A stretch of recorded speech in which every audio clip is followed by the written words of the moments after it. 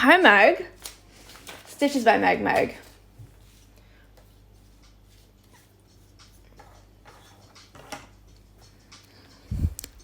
Good morning, everyone.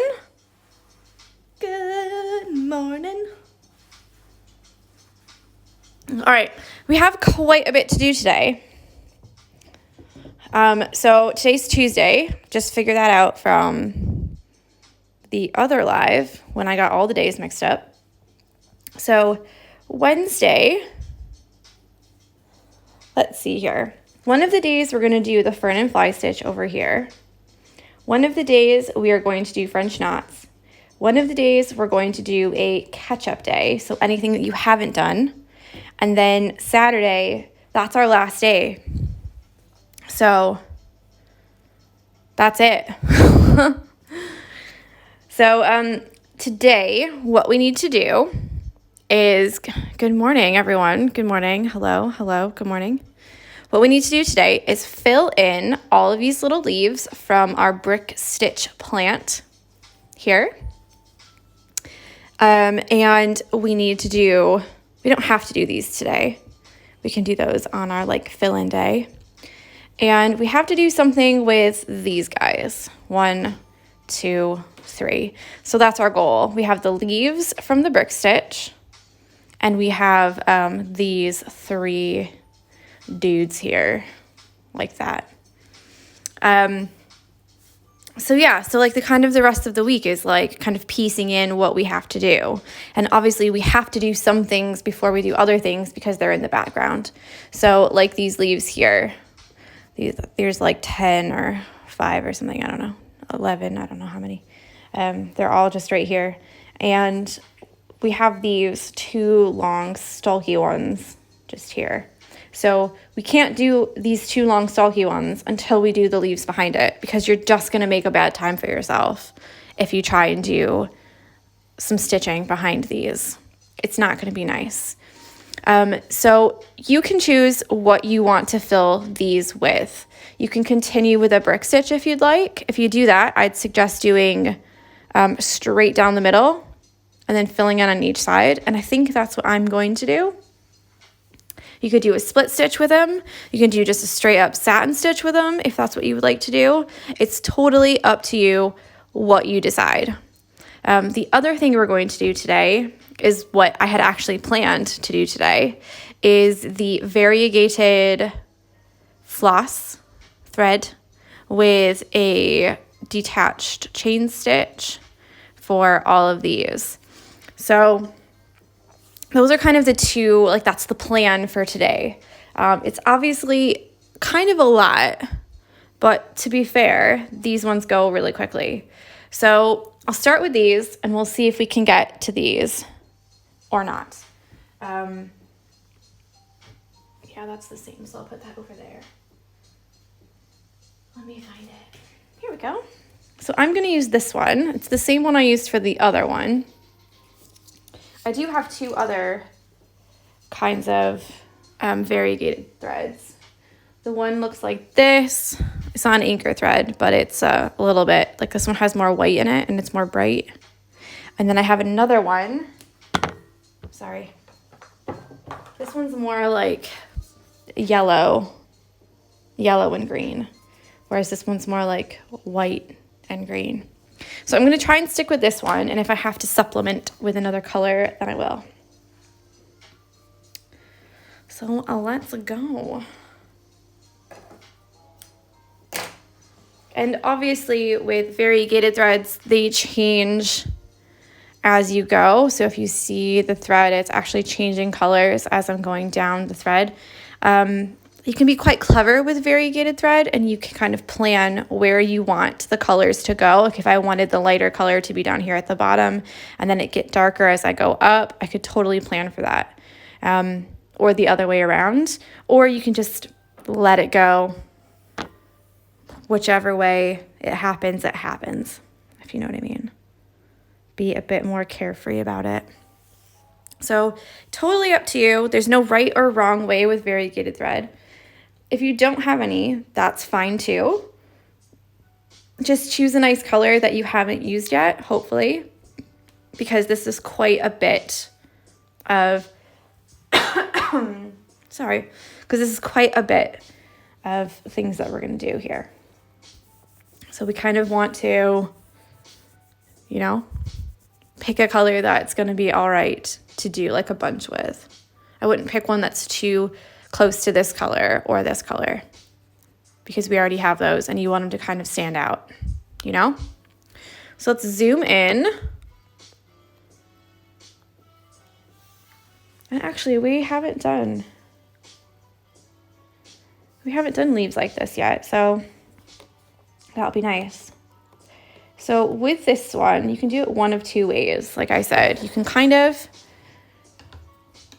start willy-nilly and just decide wherever the thread lands, or you can do it like I'm going to do for this one and kind of plan it out. So with the detached chain stitches, you want to start up here and make a straight stitch down, because you need to come up here for your detached chain stitch or lazy daisy.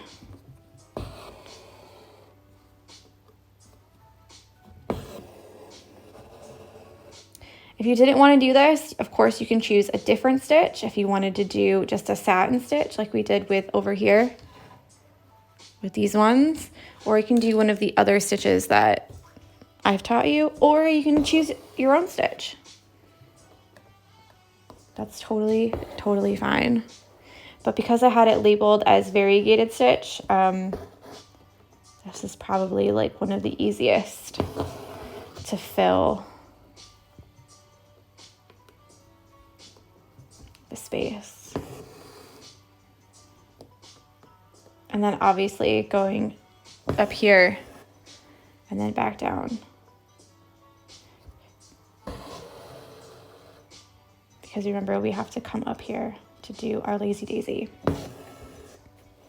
So it's just a bit of planning. This hoop is coming out of the hoop stand.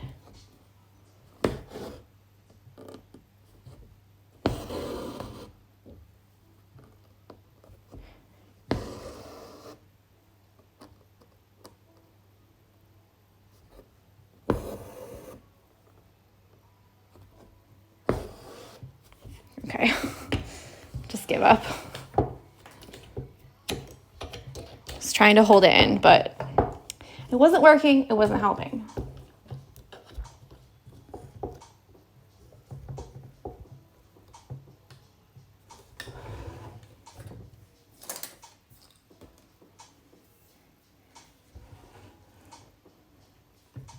There we go. Back in business. Right, so the other way that you can do this is you can do the whole stem first, and then the color change will be different. It won't go all like at the same time, meaning that it won't be like a gradual dark to light. It'll be kind of dark in the middle, and then all the light will be like on the petals. Leaves. Don't know why I keep calling leaves petals and petals leaves. I'm obviously losing my mind. And then you can do overlapping if you want to do overlapping, like with here. There's all kinds of things you can do, guys.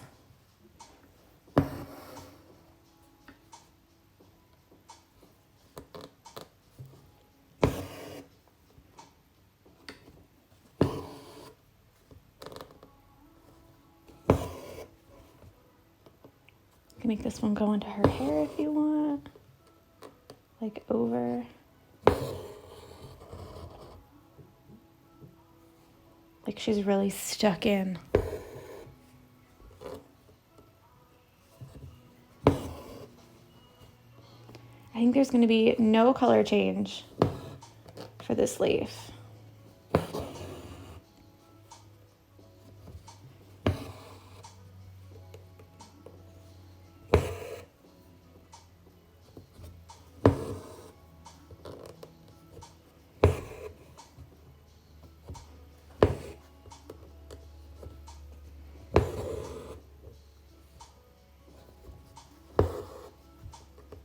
Maybe I'll just be like really gradual.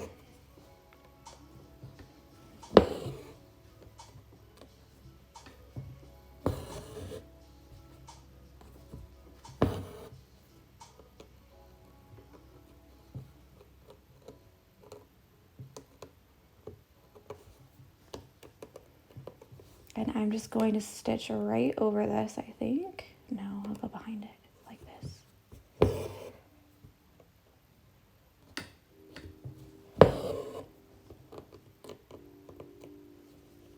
Again, like it's all totally your choice, you know?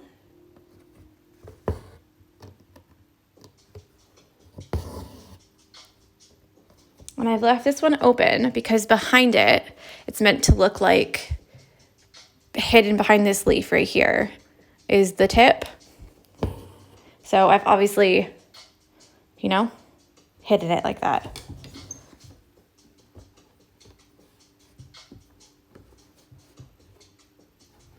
And let's see how far we can get with the next one.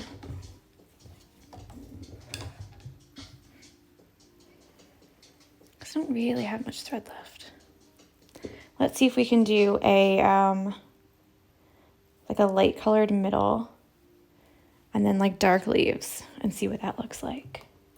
So for this one, I'm gonna go straight down the middle and then I'm gonna go back and do all of the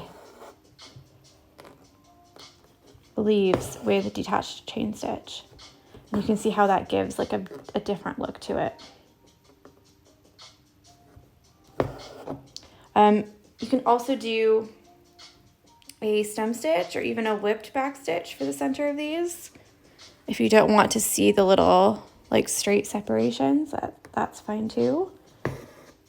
Just whatever suits your fancy, you know?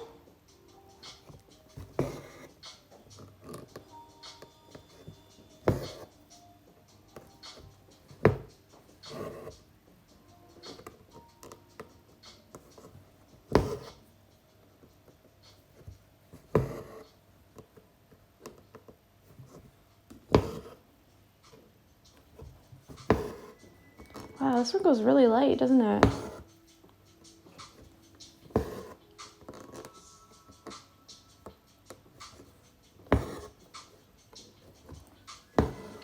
Okay, and we'll see how many detached chain stitches we can get with this.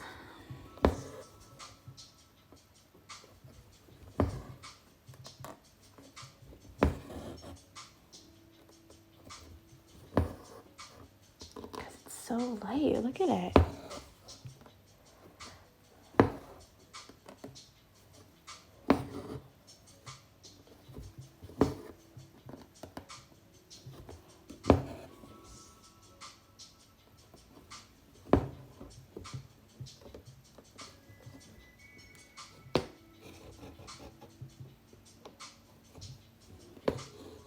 Maybe one more?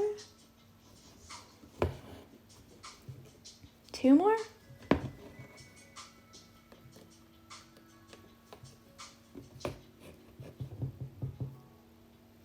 One more. Okay. And then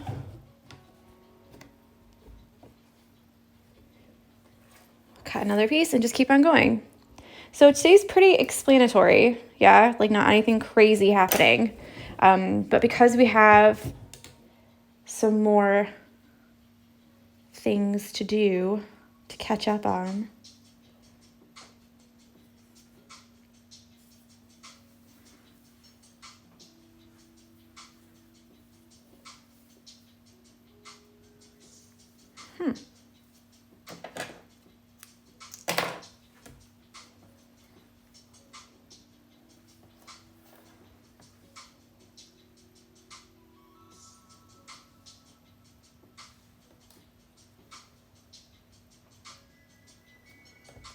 I think I lost the end where I started from.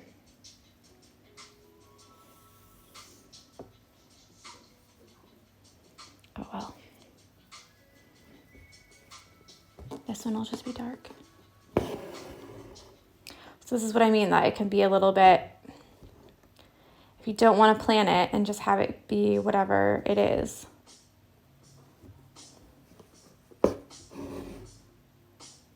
Don't do that. So I've gone through the knot.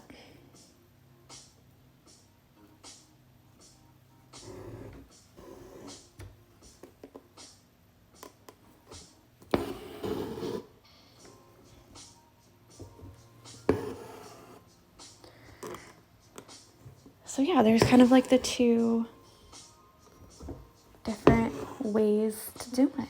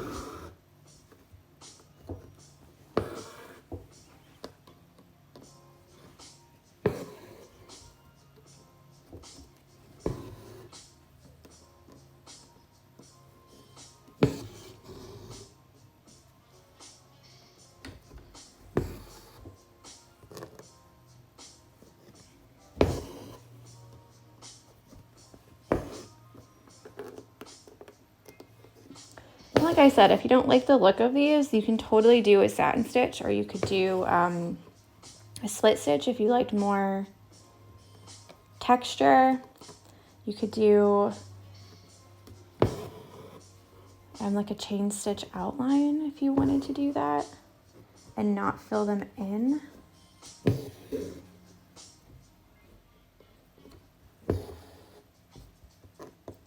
Like there's tons of things that you could do to fill in leaves. So hopefully I've shown you a bunch of different ways. And then, like I said, I think last week maybe, like this is kind of where you can start thinking, how do I want to fill it in myself? Instead of necessarily following the pattern or following me.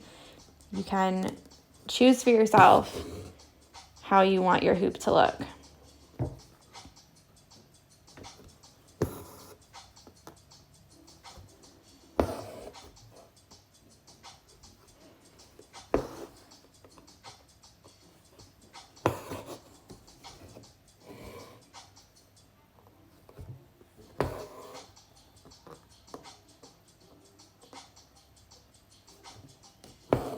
So yeah, I feel like this one has a totally different look to this one, even though I've used the same thread and the same color and everything.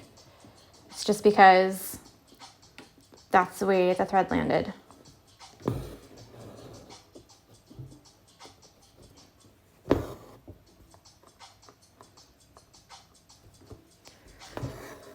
So it is something to think about if you're going to use the variegated thread.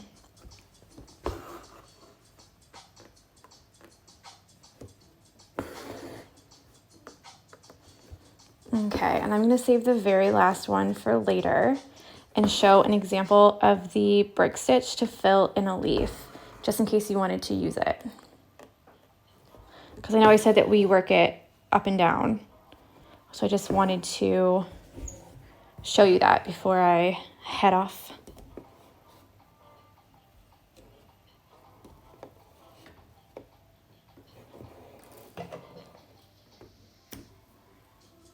So there's that. So here's the color I was using before for these. Let's put it actually on camera so you can see. This is what I was using for the stems. So I'm going to use the same color for the leaves. Obviously you could change it up if you wanted, but I'm going to use the same one.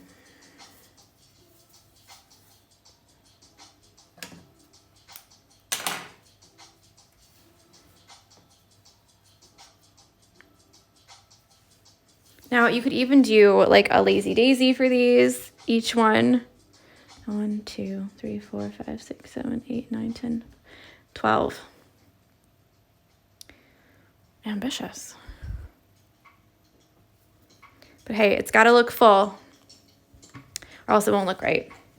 So if you're going to do these and fill them with brick stitch, you're going to work them like this in straight lines. Yeah. So unlike long and short stitch where we would work them this way and then this way and then this way. We're going to go one straight line down and then right next to it and right next to it until we fill them all in.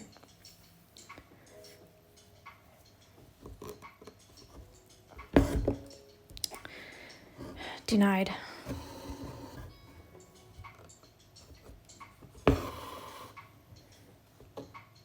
You can make these a little bit longer if you want. You can make them shorter if you want. It's totally up to you.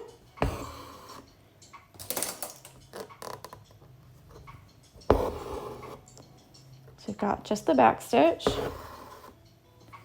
And here we go with the brick stitch, but we're going to make sure we keep it in the shape.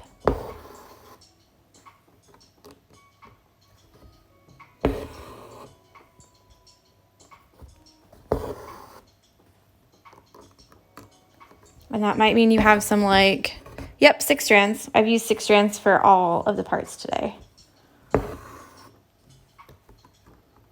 Yeah, if I use less strands, then you'll see me split it on the camera.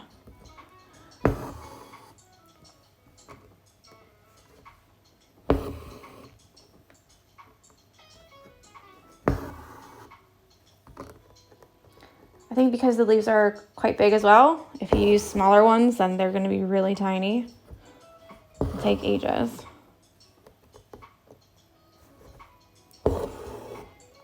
I'm already wondering if I have enough thread.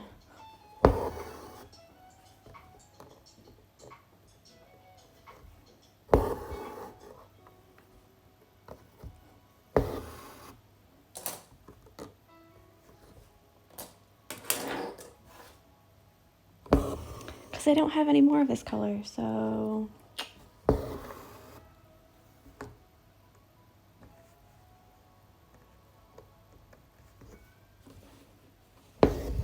No knots.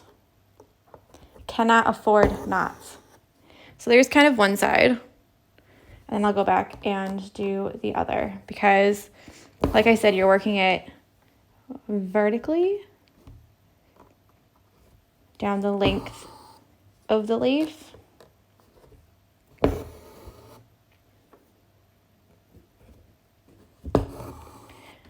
But like if you don't fancy the look of this one, definitely do something different. That's totally fine. I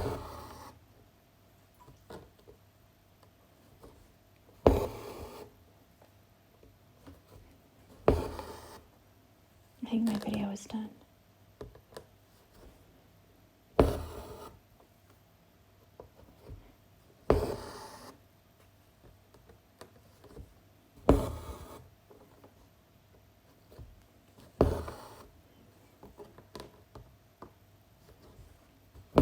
Furthermore, you could outline this if you wanted to with a different stitch. You could do a stem stitch outline.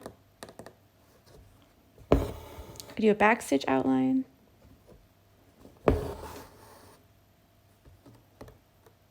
You could just leave it like that, which is probably what I'm going to do.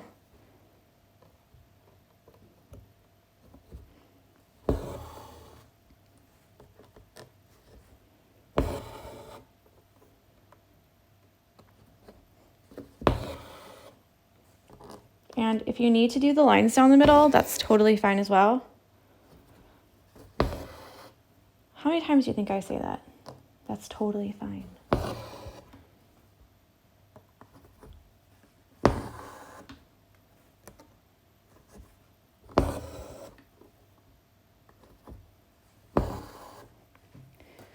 Yeah, so like as usual, I won't do all 12 because that's just going to be way too long for you guys.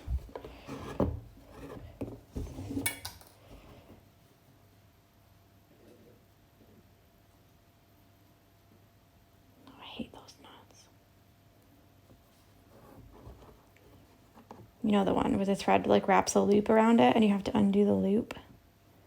Give me the knot that you have to pull. That's the easy one. Martina says, or Martin says, do you just place the stitches in such a way that they're not matching the length of the one beside it? So this is a brick stitch, and brick stitches are laid like bricks. So they're the middle of the previous one to the middle of the next one. So I'm always going from the middle of this stitch to the middle of this stitch. So we did the brick stitch earlier for the stems, like Monday or last week maybe. And so now we're just using the same technique to fill in a different shape, since before was just a straight line and today we're filling them in as a shape. So that will be another skill that you can learn.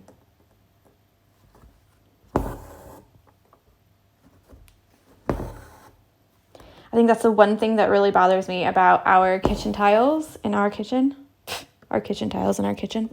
is that they're all laid right next to each other. So like there's no offset. They're all laid like boom, boom. And then the next row is boom, boom. I'm like, When I see tile, I want them to be like offset, like half, you know? But that's just me. So like I said, you might have some awkward shaped stitches because we are doing a round shape on the sides. So just keep an eye out for that. Don't stop like there. I still have space to cover, so you still will have to do like a weird kind of half or quarter stitch to make sure that you fill in that shape. So I'll finish this one and then I'll let you guys get on. When you post a picture in your stories, if you're going to do that, can you say what stitch that you used so that other people can see as well? I mean, I can tell, but I know other people. Someone else said, I don't even remember all the names of the stitches. So that's why I'm going to make a stitch quiz. And maybe I'll do like whoever can get most of them right can get like a coupon for some money off from the shop or something. It's just meant to be fun. So maybe I won't.